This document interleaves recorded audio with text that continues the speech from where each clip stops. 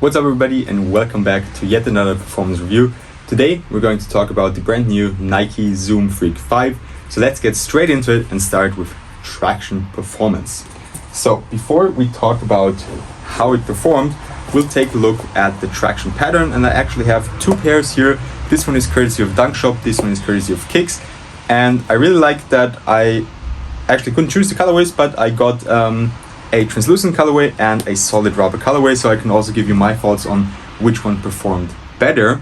And before we get into that, as I said, we'll take a look at the traction pattern, and they changed it up completely in comparison with the Freak 4. Where is it? Here we have it right here. I also put close-ups inside. As you can see, totally different patterns. The only thing that stayed maybe a little bit the same is the Freak logo in the heel, but everything else is totally different. The Freak 4 were actually solid performance traction wise, but nothing too crazy.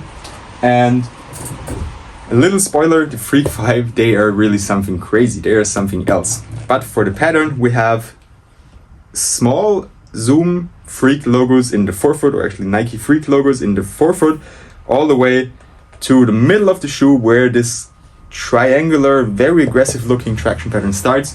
It does remind me a little bit of what we saw on the Nike GT Cut 2. Shout out to the Sole Drop for that comparison. I thought it reminded me of something, but as I never tried the GT Cut 2, I couldn't make the connection. But Sammy said they remind him of the GT Cut 2, and that's, now that he said that, they really do look like that smear traction pattern that they use on the GT Cut 2. So now that we got the pattern set, how do they perform? Very, very well. I couldn't make up a difference between the translucent and the solid rubber outsole. Both really performed extremely well. Maybe something to watch out for on the other shoe, the left shoe on the translucent colorway. There's some parts of the outsole already wearing off. Also here in the forefoot, I'll try to put close-ups in the video for you to see that. And also the triangular pattern in the heel is kind of getting used off already. So maybe that's something to watch out for. This hasn't happened on the solid rubber outsole, but I've also not played with those as much. But that's just something to keep in mind whether you're going to choose the translucent or the solid rubber outsole. Something that's got nothing to do with traction performance, but you'll always like when your shoes squeak. The translucent squeaked way louder than the solid. Played with the translucent on a dusty court, and they were also very good. You just have to wipe from time to time. Dust pickup wasn't too bad. There's some dust stuck in between the grooves as they're very, very close together. So that's going to be a little bit of a problem maybe if you're on very dusty courts, but they do still bite through the dust and you'll be sticking to the floor. Moving to my favorite aspect of the shoe, the cushioning setup. So back to the Freak 4 rather, I should say, you all know we had this crazy forefoot zoom unit that gave you crazy bounce, the same that was also used for the Freak 3. And here in the Freak 5 they changed it up completely, same as with the traction pattern, same as with the materials and the design. It's honestly a completely new shoe for Giannis Antetokounmpo. And the cushioning setup, it says there's only foam in the heel, but it's so soft, it feels like a little bit like React or maybe Cushlon. I'm not sure, it really is very soft, and there's a crazy amount of compression. And in the forefoot we've got a top-loaded zoom unit. You can definitely feel that underneath your foot, and it feels very nice and very comfortable. I always liked the Freak 3 and the Freak 4 because they gave you bounce, but the heel was never soft enough for me. So after 10 times, 15 times of using them, I would switch to another shoe because the foam would bottom out so quickly and they got rather uncomfortable very quickly. And here so far, these have been a joy to play in. They're so comfortable when running down the court.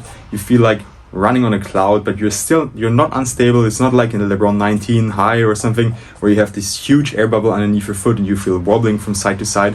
It's really comfortable and you feel stable. So this is definitely my favorite aspect of the shoe, and in my opinion also the biggest upgrade over the Freak 4. Next up, moving to materials, also a completely new setup. It's not as thin anymore, it's softer, it's thicker, and it's more containing. It's a bit less breathable in my opinion, but that doesn't matter as much for me, as I just want a very nice and containing shoe. And I also look for comfort because I do wear them a lot as I practice every day, usually twice a day. Moving on to support, that was also the biggest weak point of the Freak 3 and the Freak 4. And in my opinion, again, it's gotten way better, and these are definitely an upgrade compared to the Freak 3 and the 4s. overall, and also in terms of support, my foot feels way more secure.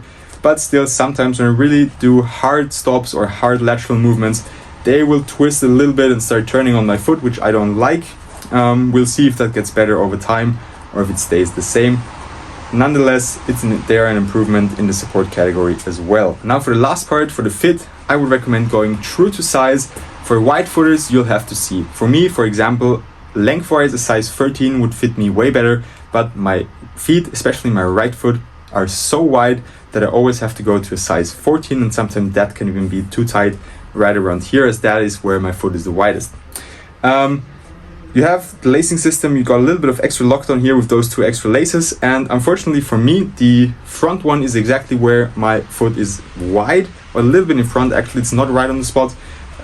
So you'll just have to check if your feet are wide in that area. They can be a little bit uncomfortable, and I recommend going up half a size maybe. If you don't have wide feet, I recommend going true to size. Lengthwise, they fit very nicely. No dead space, and as I said, materials also conform very well to your feet, so it feels very nice when playing in them. Overall, these are definitely a huge upgrade compared to the Freak 4, and I know that a lot of people are hating the design and they don't like how they look on foot. I actually really like it. I like that they changed it up a little bit, and I like all the new setups they put into the shoe and all the improvements they tried to implement. And I really enjoy playing with them, and I'm definitely going to use my pairs till they fall apart. Thanks for watching the video. Make sure to leave a like, to comment your thoughts on the Freak 5, and if you like my content, to subscribe to my channel. It would be very much appreciated and it helps me out a lot. Also make sure to follow me on Instagram and on TikTok, as that's where I post shorts and shorter videos and short reviews on these shoes and all the other shoes you can see here in the background, and I usually post them before I post my full review on YouTube, as it just takes more time to record the full review. As I said, thanks for watching and see you next time.